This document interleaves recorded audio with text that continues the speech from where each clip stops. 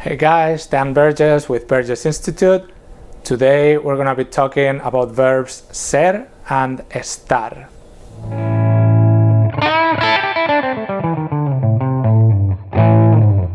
So ser and estar, they both mean to be, but we happen to have two verbs in Spanish and they mean different things.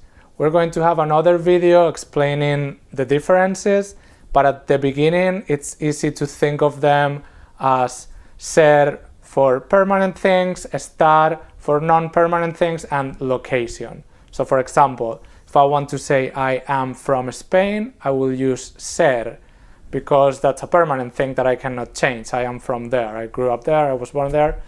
And if I want to say I am happy right now, I will use estar. Or if I want to say I am in New York City right now, I will also use estar.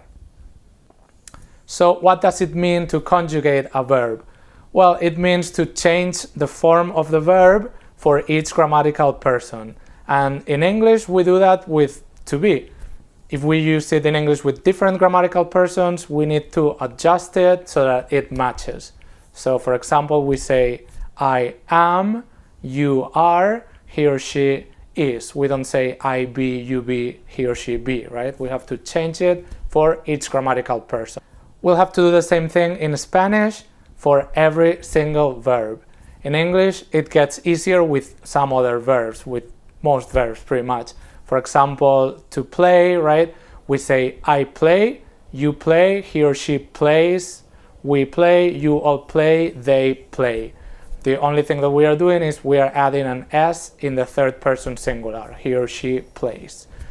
So let's learn the conjugation in Spanish for ser.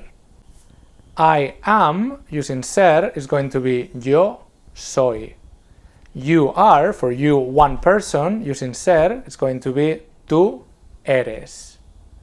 He or she is going to be él es or ella es. Also, the formal second person singular pronoun usted is going to use the third person conjugation. So if we want to say you are in a formal way, we'll have to say usted es. And the reason why is because usted comes from an old version of your mercy. In English, if we were using your mercy, we would also conjugate it in the third person. We would say you are, but if I'm referring to you as your mercy, I would say your mercy is from Spain or whatever. We are, using ser, is going to be nosotros somos, or for feminine, nosotras somos. You all are is going to be vosotros sois or vosotras sois. And most times you can skip this one, and I'll explain why in a second.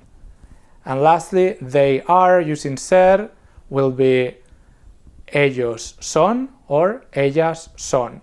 And also the formal second person plural pronoun ustedes will use this same conjugation. We will say ustedes son, because we are really saying all your mercies are. So let's do estar. I am with estar is yo estoy. You are with estar for one person is tú estás.